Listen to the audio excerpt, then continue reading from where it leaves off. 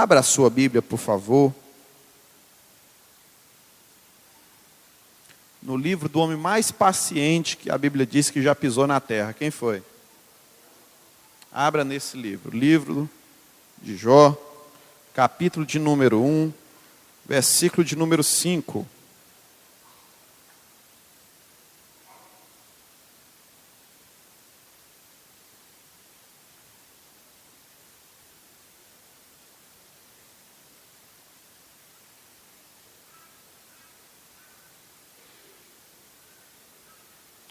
Eu quero pregar nessa noite sobre o tema as qualidades de um pai aprovado por Deus.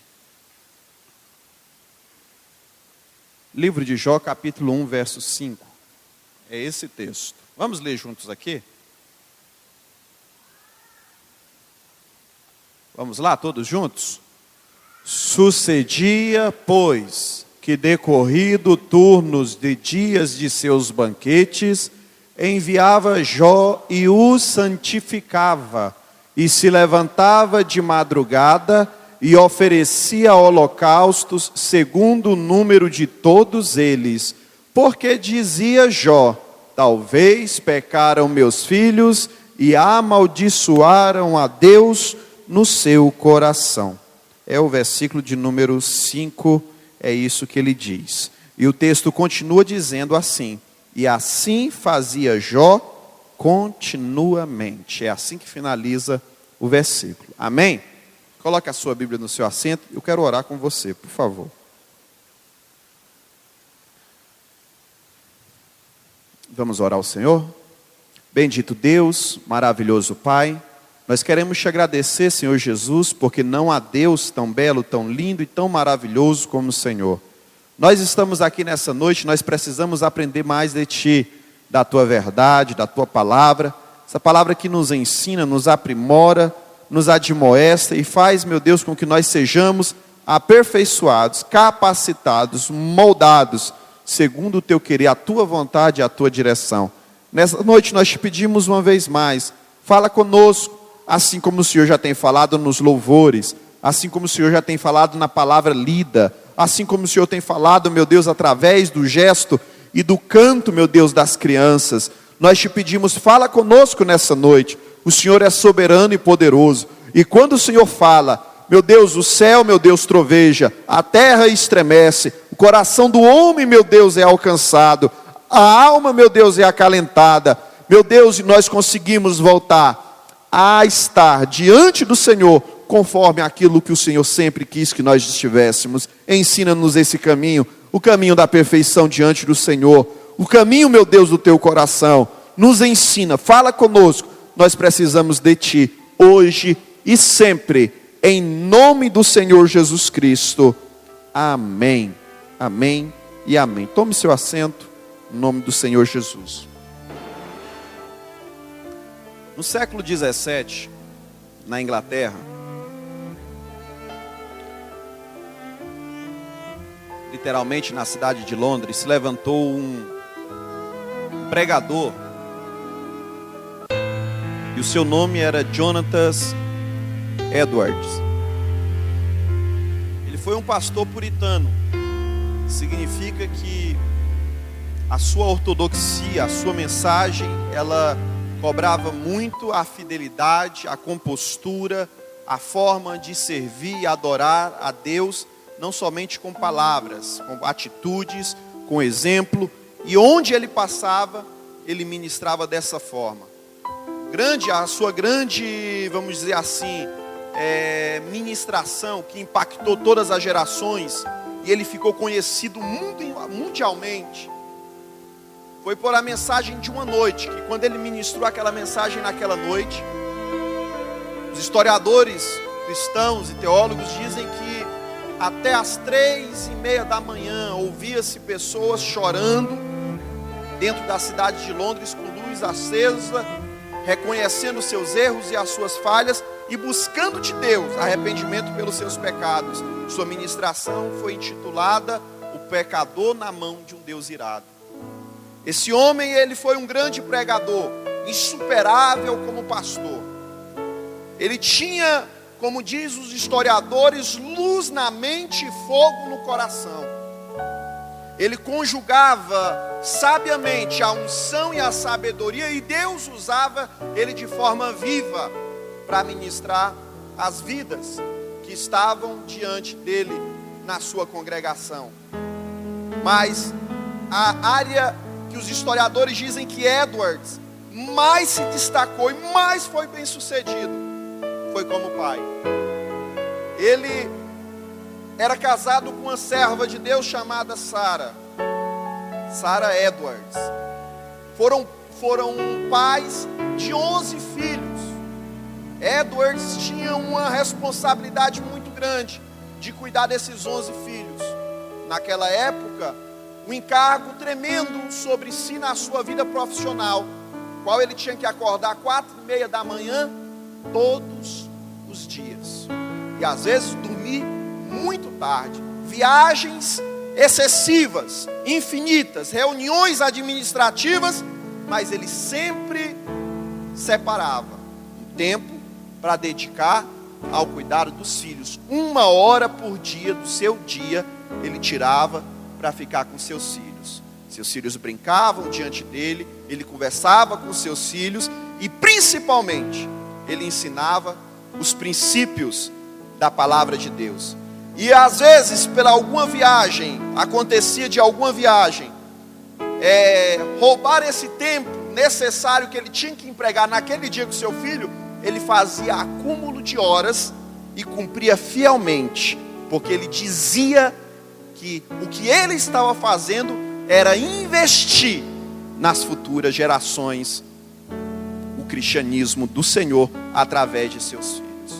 Recentemente, um estudante da faculdade de Princeton, nos Estados Unidos, fez um levantamento sobre 1.394 descendentes de Jonathan Edwards. Esse estudante se chama Benjamin Warfield. Benjamin, ele fez ele conseguiu constatar que Edwards deixou um legado maravilhoso através da sua geração, através do seu exemplo cristão e através dos seus descendentes.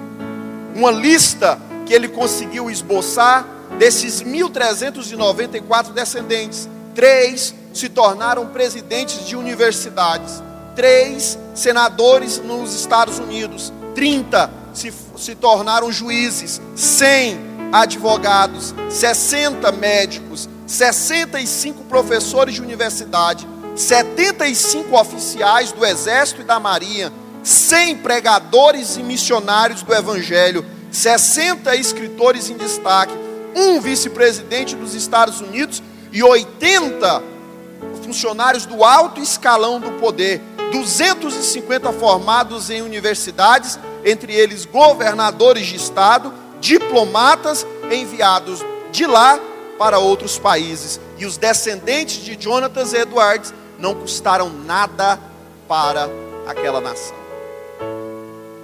Ao lado que também, ao fazer essa contestação e mostrando a influência positiva, ele pegou, naquele período, Benjamin Warfield pegou uma outra figura, chamado Max Jukes. Max Jukes foi um grande ateu, contemporâneo de Jonathan Edwards. Foi um grande contestador das ministrações, da palavra cristã. Ele era uma pessoa que viveu para discutir sua ideologia e confrontar as pregações que Jonathan Edwards pregava naquela cidade. Ele vivia uma vida ímpia, se casou com uma jovem ímpia e também deixou um legado de descendentes a partir desta união. E através da sua pesquisa, Benjamin conseguiu constatar o seguinte: que 310 morreram como indigentes, 150 foram criminosos, sendo deles 78 assassinos, 100 foram alcoólatras, mais da metade das mulheres foram prostitutas, e 540 descendentes de Jukes custaram 1.250.000 para aquela nação. Quando os sociólogos, ao findar a sua avaliação, Benjamin Warfield, ele chegou a entender que a vida de Jonathan Edwards e de Mark Jukes estavam aliançados naquilo que os sociólogos chamam de as regras das 5 gerações. É o legado que você semeia hoje, você vai alcançar a vida do seu neto, do seu bisneto, do seu tetraneto, e daí por quantos netos vierem nas seguintes gerações, até 5 gerações. Quando você cria os seus filhos com amor, ensina os verdadeiros valores, num ambiente emocional equilibrado e educação profunda, mas também baseada na palavra de Deus, você influencia seus filhos para o bem, não somente eles, mas as gerações que virão após eles. E isso está constatado que é no mínimo 5 gerações a seguir. Ambos os casos vão trazer benefícios positivos, como também vão trazer os negativos. Existe aqueles que negligenciam sua posição como pai cristão. Existe aqueles que negligenciam a sua posição de manifestar a autoridade e declarar a verdade de Deus, a fim de que o seu exemplo, não suas palavras, arrastem não somente esta geração, mas as gerações vindouras que virão a partir dos seus filhos também. É por isso que a Bíblia diz que aquele homem que teme ao Senhor, ele não vai ver somente os seus filhos. A Bíblia diz lá no Salmo 128, que ele vai ver a bênção do Senhor, de Israel, sobre os filhos de seus filhos. Ou seja, nas futuras gerações. E aí, quando nós observamos a vida de Jukes, o que foi que ele semeou de errado, já que Edward semeou tudo certo? Ele tinha um grande problema com bebidas. Isso impediu ele seriamente de trabalhar em um lugar fixo. Ele impediu de demonstrar essa atitude, impediu ele de demonstrar preocupação com a sua esposa, preocupação com os seus filhos. E aqui fica gravado e lavrado para nós, para mim e para você, que a questão não é só ter boas ideologias. A questão não é só defender afinco aquilo que pensa. A questão é ser lavado, remido, salvo, ter a palavra viva dentro de você, e você não deixar esse fogo, essa palavra se apagar, essa chama se apagar no seio do seu lar. Porque você, ao ministrar, você não vai estar inflamando, você não vai estar pondo fogo só dentro do seu coração, mas você vai estar fazendo fogueira se acenderem na vida dos seus filhos, e esse fogo perpetuará por as gerações seguintes. É necessário entendermos isso. Tanto Edwards como Jukes ofereceram lições poderosas, que nós, como pais, precisamos ver, aprender e entender. Qual será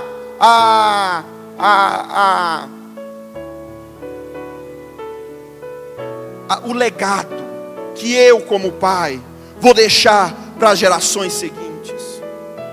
Qual é o legado que eu vou deixar para aqueles que virão depois de nós? Queridos, é bem provável que as nossas realizações profissionais sejam esquecidas. É bem provável que as nossas realizações profissionais sejam esquecidas. Mas será improvável que o nosso testemunho, as nossas palavras, tudo aquilo que nós semeamos dentro do nosso lar, não seja transmitido direto ou indiretamente na vida dos nossos filhos. Como dizia o próprio Edwards, ele dizia assim: Deus fez todas as coisas com um propósito, e Deus também tem um propósito para todos nós. Nenhum homem vive em vão. Todos nós deixaremos um legado. Qual é o seu? Qual é o seu legado? Hoje é o Dia dos Pais. Reverendo Hernandes Dias Lopes, ele tem a seguinte afirmação. Ele diz assim: a paternidade é a vocação mais sublime que um homem pode oferecer e pode exercer. Vou repetir: a paternidade é a vocação mais sublime que um homem pode oferecer e pode exercer. Quando nós olhamos para a palavra de Deus e olhamos para a Escritura, nós vemos que esse legado, essa relação de pai e filho é muito forte, é algo verdadeiro. Quando nós observamos lá o último versículo do Antigo Testamento, revelando a vinda do Messias, ele declara que uma das qualidades do Messias seria converter o coração dos pais aos filhos e o coração dos filhos aos pais. É importante essa relação, é necessária essa relação. O filho precisa da figura masculina, da figura paterna. A psicologia diz que quando um filho ele faz falta, ele tem a ausência da figura paterna dentro de um lar, normalmente nos relacionamentos vindouros, ele vai procurar uma figura masculina para substituí-lo. E daí é onde surgem os amigos que vão influenciar para o mal, como também relacionamentos homoafetivos na necessidade de substituir a ausência de um pai que estava ali, mas não estava. E nós, como pais, temos uma responsabilidade muito grande diante de Deus. Nós, como pais, fomos chamados para ensinar os nossos filhos. É triste quando nós verificamos na palavra de Deus que na Bíblia tem homens, diversos homens que foram brilhantes em várias áreas de suas vidas, mas fracassaram na instância de serem pais dentro da sua casa. Veja Davi, homem segundo o coração de Deus, o rei que estabeleceu Israel como nação, nunca mais foi esquecido.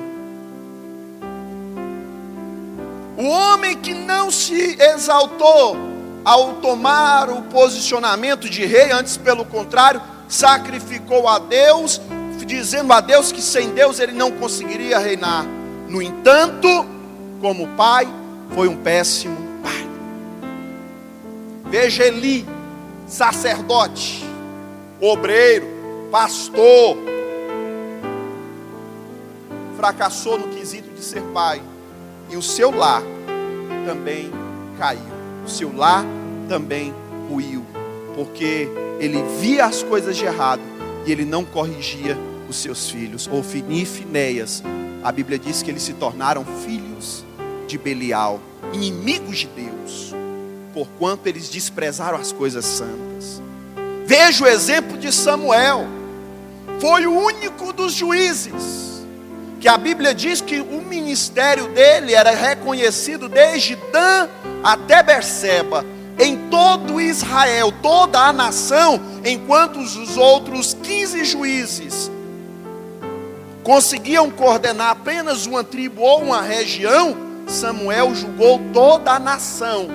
No entanto, a Bíblia diz que o povo rejeitou os filhos de Samuel, porque os filhos de Samuel não seguiram, não andaram pelo caminho do seu pai.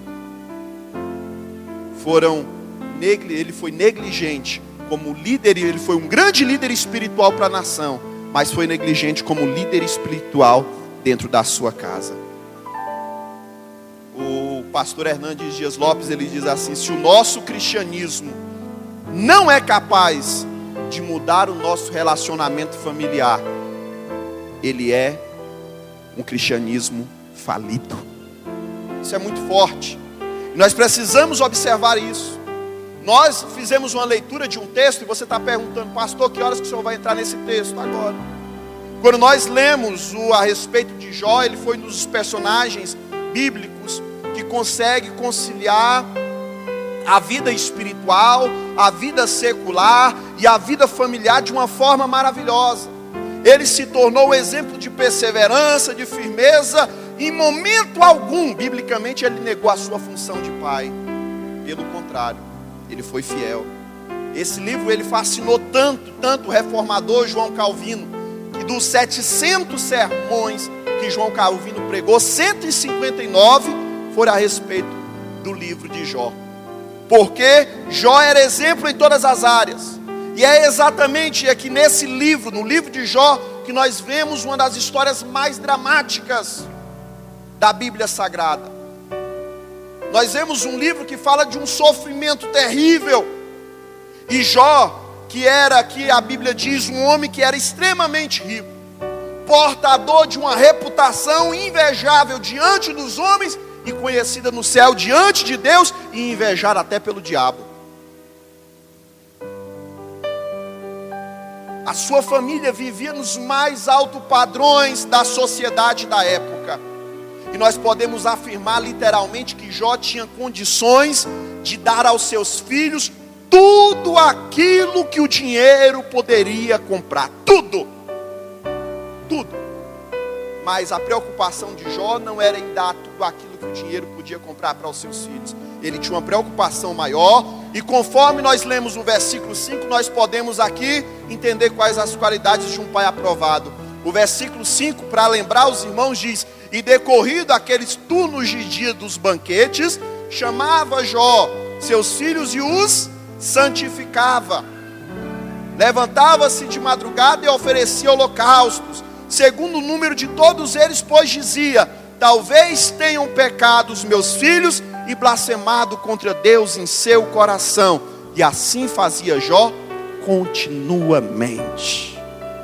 Primeira característica, repita comigo, você que é pai, e você que vai ser pai, e você que quer ser pai. Diga comigo assim, primeira característica: um pai preocupado com a vida espiritual dos filhos.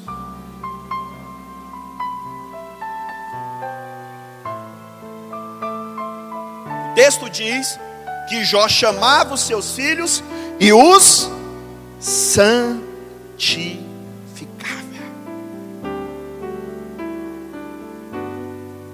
A palavra santificar, na sua raiz, significa separar. Significa dar entendimento a uma verdade diferente. Mostrar para aquelas pessoas, no caso do pai para o filho, qual é o caminho melhor para que aquela criança venha seguir no contexto da sua vida. Perceba, irmãos, percebam pais, percebam futuros pais, que é muito importante uma liderança espiritual dentro de um lar. A Bíblia diz que o marido, ele santifica a esposa. Mas eu não estou falando para marido, eu estou falando para pais, homens que têm filhos na sua responsabilidade. Hoje é muito fácil nós dizermos: mulher ensina o menino, deixa, vamos levar para a igreja, que lá na igreja as irmãs da salinha vão ensinar os meninos. Mas essa responsabilidade não é da igreja, essa responsabilidade não é da escola. Por mais que a escola seja cristã, meus filhos estudam numa escola cristã, e por mais que a escola seja cristã, por mais que a escola tenha princípios bíblicos, essa responsabilidade é sua, pai.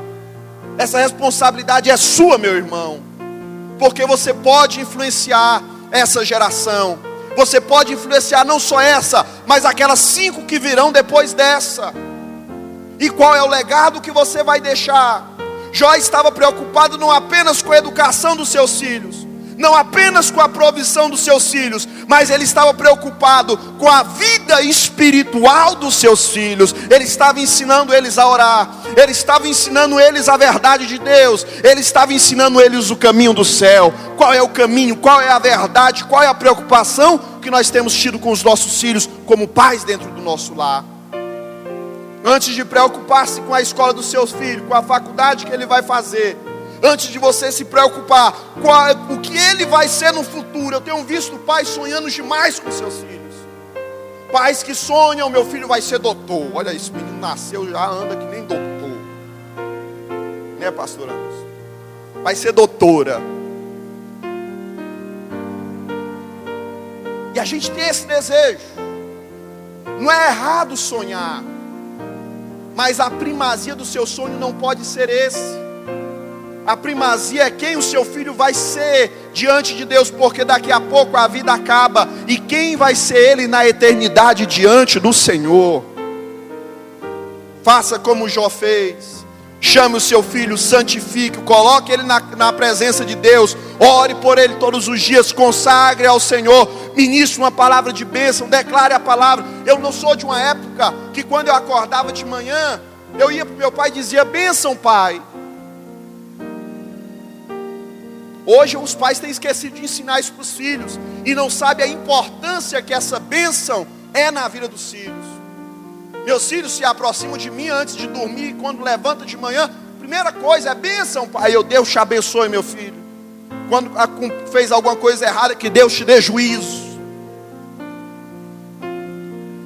Está faltando alguma coisa, que Deus te dê entendimento, que Deus te dê temor, que Deus te abençoe, que Deus te prospere. Abençoe, ministre, santifique, consagre seus filhos ao Senhor. Essa é a sua chamada também, pai. Segunda característica, segunda qualidade, repitam comigo: pais, aqueles que são pais, aqueles que são futuros pais e aqueles que um dia querem ser pais. Repitam comigo. Segunda característica, um pai intercessor. Quando nós lemos o texto, o versículo diz que Jó levantava-se de madrugada. E o propósito de Jó se levantar de madrugada era colocar seus filhos diante do altar de Deus. Era orar para que Deus agisse. Aqui a figura de Jó é apresentada como um pai intercessor. E aí eu vou e pergunto: qual foi a última vez que você se levantou como pai de madrugada para orar para os seus filhos? Ou eu vou fazer outra pergunta diferente: qual foi a última vez que você orou para os seus filhos? Para o futuro dos seus filhos? Nós nos preocupamos com muitas coisas e esquecemos de perguntar e de nos preocupar com as pessoas. Porque coisas passam, coisas acabam, pessoas, relacionamentos são plenos, eternos, duradouros, influenciáveis, necessários para a vida em sociedade, como cristão, como servo de Deus, mas principalmente como família. O texto registra que Jó oferecia holocaustos segundo o número de seus filhos. Ele não chegava a fazer aquela oração coletiva, não. Já viu aquele jeito? Chega e está cheio de irmãos, o irmão está com preguiça de cumprimentar todo mundo. Aí ele chega lá na casa e diz: irmãos, Pai Senhor por atacado. Não é assim não. Ah, Senhor, eu oro aqui por todos os meus filhos. Minha avó, mãe da minha mãe, teve 18 filhos. A mãe do meu pai teve 7. E orar por esse tanto de menino dá trabalho, né? Eu lembro que quando eu era pequenininho, meus pais dentro de casa iam fazer o culto do lar, e minha mãe iria orar por nós. Quando chegava a oração de ela orar por nós, eu ficava agoniado, querendo levantar logo. Era menino, queria correr, queria fazer bagunça. Mas eu aprendi a ver naquilo ali. E ela orava dessa forma: olha, Senhor, abençoa a vida do Joel. Senhor, faz ele crescer no temor, na palavra, no entendimento. Que o Joel venha ser, meu Deus, não quem eu quero que ele seja, mas quando ele estava no meu ventre, o Senhor fez uma promessa. Então que ele seja essa promessa realizada na terra. Ele vai crescer, ele vai para a escola. Senhor, abençoe ele na escola. Eu falei: meu Deus, até a faculdade vai demorar demais. Aí depois ela orava pelo Israel, orava pela Ângela Mabel, e o negócio pegava desse jeito todo. E às vezes a gente tem preguiça. Às vezes a gente quer investir recursos, mas esquece de investir o principal: petições, orações, súplicas, intercessões na presença daquele que pode fazer muito mais do que os seus recursos não podem na vida do seu filho. Por isso há uma importância muito grande de nós estarmos fazendo. E outra questão importante é que Jó orava individualmente por cada um, igual o número dos seus filhos. Não havia predileção. Ah, eu gosto de orar mais por esse aqui é o mais abençoado, esse aqui é o mais bonitinho, esse aqui é o que mais me obedece. E filho, cada filho é diferente um do outro. Quem é pai aqui sabe o que eu estou falando. O Paulo Vitor lá em casa é tranquilão. Paulo Vitor, vamos pai. Vamos, Paulo Vitor, vamos, pai. Mas ele está assim, ó. Vamos. Ana Beatriz já foi. Eu sempre digo, um é sempre 20, o outro é 120. E assim são os meus 2 filhos. um é diferente do outro. Há predileção? Não. Eu amo os meus filhos da mesma quantidade que eu amo um, eu amo o outro. Cada qual com a sua característica, cada qual com suas dificuldades, cada qual com seus níveis de erros e acertos. E o meu desafio como pai, assim como o seu, é orar, observar como líder e instruí-los, como foi ministrado aqui de uma forma maravilhosa hoje pela manhã. E quem não veio perdeu, ministrado de uma forma maravilhosa pelo presbítero Edelcio, que o líder ele é chamado para inspirar. Nós temos que inspirar nossos filhos para que eles possam alcançar essa direção. O intercessor. Sempre haverá esperança para a família onde um pai e uma mãe sempre ora. Sempre haverá esperança para uma família onde houver comprometimento com a intercessão pela vida dos filhos. Antes de falar com seus filhos, fale para Deus, fale com Deus, peça para Deus, diga para Deus o que você precisa e apresente para Deus essas causas, porque Deus pode fazer muito mais do que aquilo que você está pedindo pela vida dessa herança que Deus colocou diante de você.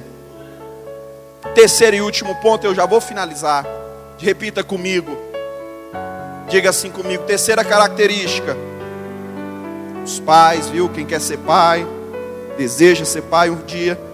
O texto diz assim, terceira característica, repita. Terceira característica. Um pai perseverante. Perseverante. O texto diz que ele finaliza o versículo dizendo que Jó fazia isso continuamente. Repita, continuamente. Significa regularidade, significa constância, significa diligência, significa perseverança. Era uma ação ininterrupta, da ideia que ele sempre orava e ele nunca desistia dos filhos. Eu já vi pai dizer, isso aqui não tem mais jeito não, pastor, isso ali já era. Só Jesus para ter misericórdia dele. E quando ele diz só Jesus, pelo jeito, quando ele enquadrou o termo só Jesus, significa que nem ele mais acreditava nada e nem essa pessoa mais tinha misericórdia.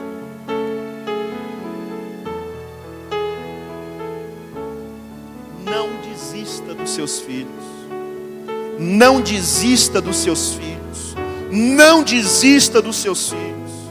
Não desista dos seus filhos, porque você, como filho de Deus, Deus não desistiu de você. Não desista dos seus filhos. Oração contínua. Nunca desista de orar.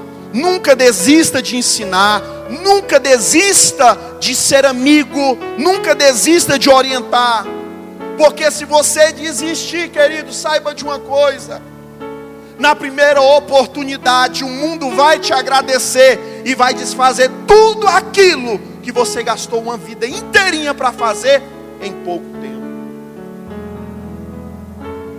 Eu conversava com alguém ontem à noite lá no chá, lá no café com gravata, o café dos varões, e eu dizia para essa pessoa, dizia essa seguinte frase de um escritor, que ele diz assim: uma reputação, ela demora uma vida inteira para ser feita. Um legado, eu quero colocar dessa forma, um legado ele demora uma vida inteira para ser feita e um segundo para ser desfeito.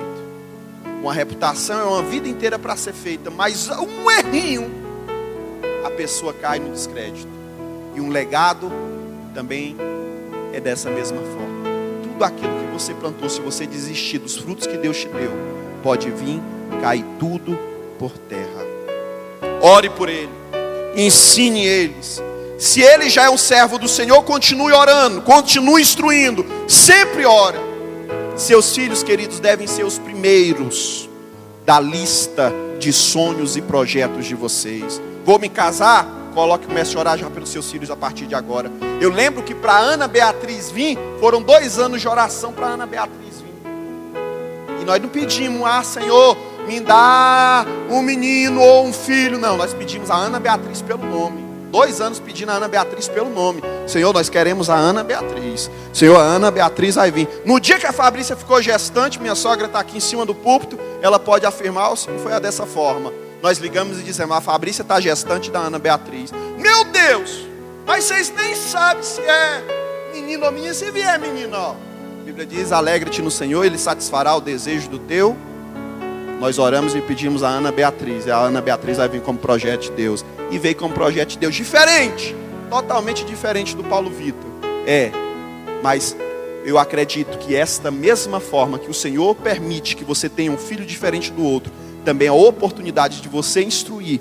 E ao mesmo tempo você é trabalhado por Deus como servo, como filho, como pai, para que você continue também firme na presença dEle. Eu vou repetir as 3 características e repita comigo. Eu preciso ser, diga os homens, todos os varões, repita comigo. Eu preciso ser um pai preocupado com a vida espiritual dos meus filhos, um pai intercessor, um pai perseverante. Entenda isso. Nem sempre, entenda isso, nem sempre a maior herança que um pai vai deixar para o filho vai ser herança financeira. O maior legado que um pai, a maior herança que um pai pode deixar para os seus filhos é o legado da fé e do caráter. É o legado da fé e do caráter. Lembre disso. Se preocupe em cuidar dos seus filhos. A Bíblia diz que não são os filhos que têm que entesourar para os pais, mas os pais entesouram para os filhos. Você vai cuidar para que o seu filho tenha herança, mas esse entesourar não é só financeiro, é principalmente fé e caráter. Faça isso. Que Deus te abençoe, Pai. Feliz Dia dos Pais. Que o Senhor possa te fazer grande, vencedor, aprimorado, cheio da bênção, da graça, da paz do Senhor. Que o Senhor te dê paciência, amor, cuidado. Que o Senhor te dê perseverança. Que o Senhor te dê a cada dia as características de um homem santo de Deus. Que o Senhor te faça ser um vencedor neste desafio, neste construir de legado na vida desta geração que o Senhor tem colocado diante de você e tem desafiado a você para ser. Diga amém. Feche os seus olhos, eu quero orar com você em nome do Senhor Jesus Cristo. Em nome de Jesus. Na verdade, eu vou pedir todos os pais, venham aqui na frente, em nome de Jesus.